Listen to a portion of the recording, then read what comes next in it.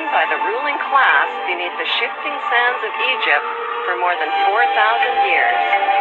Number 1. What is the stone of Jacob, a Hebrew patriarch, doing beneath the queen's throne chair? Number 2. Why was the queen crowned at her coronation ceremony on top of a symbolic Egyptian step pyramid? Number 3. The monarch's crown has 12 stones at the base, each representing the 12 Hebrew tribes. The 12 stones of the 12 tribes were also worn on the breastplate of Hebrew high priests in Canaan. Number 4. The Union Jack represents the reunion of the United Kingdom of the 12 tribes of Jacob, or Jacob. The Union Jack is red, white, and blue, the same colors as the 3 crowns of Egypt. Number 5. The royal scepter originates in ancient Egypt and was carried by the Egyptian god Amun and by Egyptian pharaohs, who called themselves the Son of God. The royal scepter is now carried by pharaonic descendant Queen Elizabeth II. Her scepter contains the world's largest cut diamond, called the Star of Africa.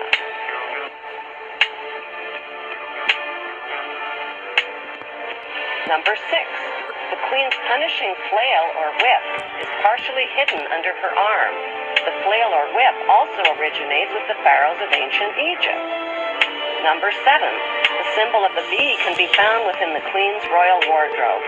In ancient Egypt, bees were the symbol of Egyptian royalty, as well as the symbol of Egypt. Number 8. The symbols on the British coat of arms reveal Britain's Hebrew origin. Number 9. The headdress worn by judges and the Queen's high-ranking officials originate in ancient Egypt.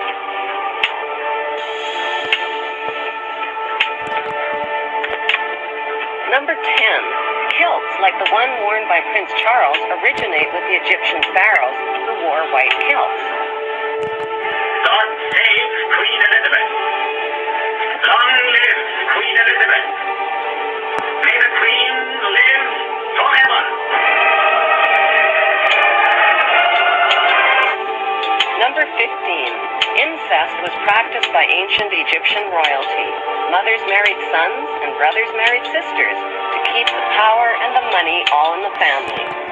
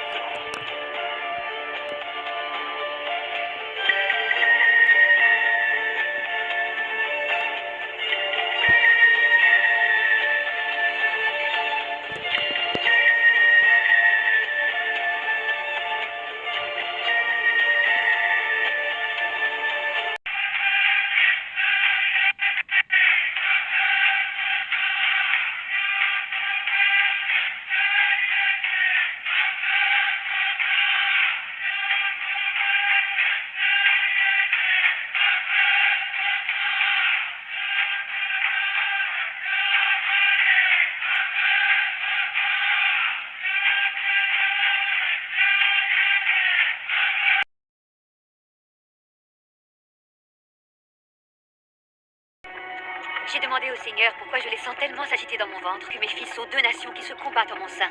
Mais ces deux peuples issus de moi se sépareront, l'un dominera l'autre, l'aîné servira le cadet. Je ne comprends pas ce que cela veut dire. Ton père est bien décidé, mais ce n'est pas juste. Tu as travaillé pour lui toute ta vie, il ne veut rien te laisser. Je ne comprends pas. Ésaü n'a jamais travaillé et ton père a décidé de lui laisser tous ses biens. Ce n'est pas la faute d'Ésaü, c'est la décision de notre père. Eh bien, moi, je trouve que c'est une décision injuste. Et j'ai l'intention de m'y opposer de toutes mes forces. Tu sais que ce qui compte, c'est sa bénédiction. Entre toi et Ésaü, celui de vous deux qui héritera sera celui qui l'aura béni. J'ai une idée. Va me chercher tout de suite des peaux de chevreau. Allez, fais vite, Jacob. Tu as l'intention de le tromper? Approche-toi plus près et embrasse-moi, mon fils bien-aimé. Je suis venu devant toi pour recevoir ta bénédiction. Accorde-la-moi, Père, je te prie. Et ce qui est arrivé à ta voix, Ésaü, elle n'a pas l'air d'être tout à fait la même que d'habitude. Mais je sais que c'est toi. Je te remercie, Ésaü, pour tout le respect et les attentions que tu m'as montrées. Que le Seigneur te donne la rosée du ciel et les gras terroirs, le froment et le nouveau vin en abondance. Que les peuples te servent et que les nations se prosternent devant toi. Sois un maître pour tes frères, que se prosternent devant toi les fils de ta mère. Maudit soit celui qui te maudira, béni soit celui qui te bénira.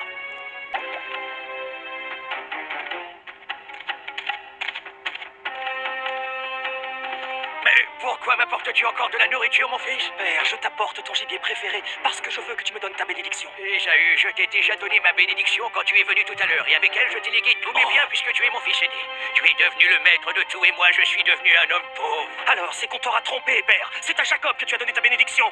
Oh, non!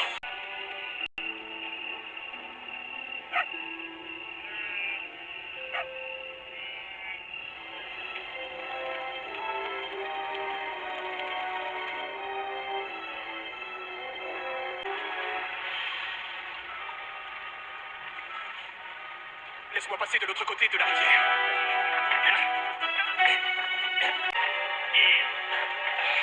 Tu as assez combattu, l'aurore est proche maintenant, je dois partir. Tu as voulu me mettre à l'épreuve. Je ne te lâcherai pas sans que tu m'aies donné ta bénédiction. Alors dis-moi comment on t'appelle. Je suis Jacob, le fils d'Isaac et Rebecca.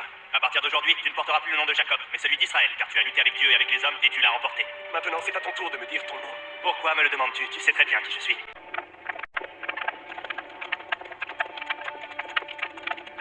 Réconciliés, Ésaü et Jacob reprirent ensemble le chemin du retour.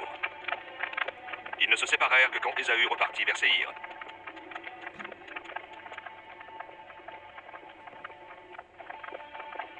Jacob, lui, se dirigea vers Sukkot. Il y bâtit une maison et dressa des huttes pour son bétail. Puis il repartit vers la ville de Sichem, au pays de Canaan où il voulait installer son campement. Pour 100 pièces d'argent, Jacob acheta au fils d'Armor la parcelle de champ sur laquelle il avait dressé sa tente.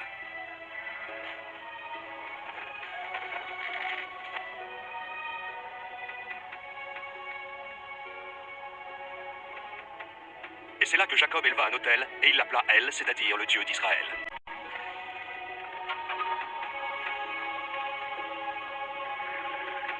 Puis Jacob partit pour Ephrata avec sa tribu. Mais en chemin, la caravane dut s'arrêter. Voici ton fils pour lequel sa mère a sacrifié sa vie. Elle l'a appelé Benoni et elle a expiré.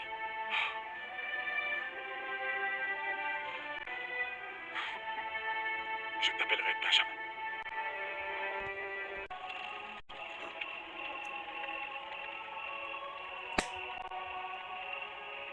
Père, j'ai fait un rêve étrange l'année dernière que je voudrais vous raconter. Je travaillais au champ avec mes frères et nous étions en train de lier des gerbes. Et soudain, une chose extraordinaire arriva. Voici que la gerbe que je liais se dressa et qu'elle sauta debout et que les gerbes de mes frères l'entourèrent et se prosternèrent devant elle. Père, que dois-je penser de ce rêve? Que veut-il dire? Joseph, tu as perdu la tête. Est-ce que tu serais en train d'insinuer que tu seras roi et que nous, tes frères, nous devrons t'obéir? Je n'ai jamais eu l'intention de vous dominer. Je vous raconte simplement les rêves que j'ai faits. Dis plutôt la vérité. Tu inventes ces rêves au fur et à mesure dans le seul but de nous terrifier. Non, je ne cherche à faire peur à personne. Raconte-nous la suite. Qu'est-ce qui se passe après? J'ai fait encore un autre rêve cette nuit-là. Ce n'était plus dans les champs, c'était comme si je flottais au milieu du firmament. Et j'ai vu le soleil, la lune et 11 étoiles qui se rassemblaient autour de moi et qui se prosternaient devant moi. Voilà un rêve que tu as fait, Joseph. Alors selon toi, ta mère, tes frères et moi, nous devrions nous jeter à terre et nous prosterner devant toi. Non, Père, je vous aime et vous respecte et je vous obéirai toujours et en tout, quel qu'en soit le prix. Bien. Ruben, Siméon, Lévi, Judas, Zabulon, Isaacar, Dan, Gad, Asher, Nephtali, Joseph. 12 fils de Jacob. Leur écriture que nous appelons à tort hiéroglyphes n'a jamais porté ce nom. Les hiéroglyphes étaient les images de Dieu, tout comme le sont les 22 lettres de l'alphabet hébraïque. Nous allons le constater. Chacune des 22 lettres de l'alphabet hébraïque se rapporte à un hiéroglyphe. Contrairement à toutes les idées reçues, ce que nous appelons les anciens Égyptiens étaient les Yodes, les Juifs. Contrairement à toutes les idées reçues, ce que nous appelons les anciens Égyptiens étaient les Yodes, les Juifs.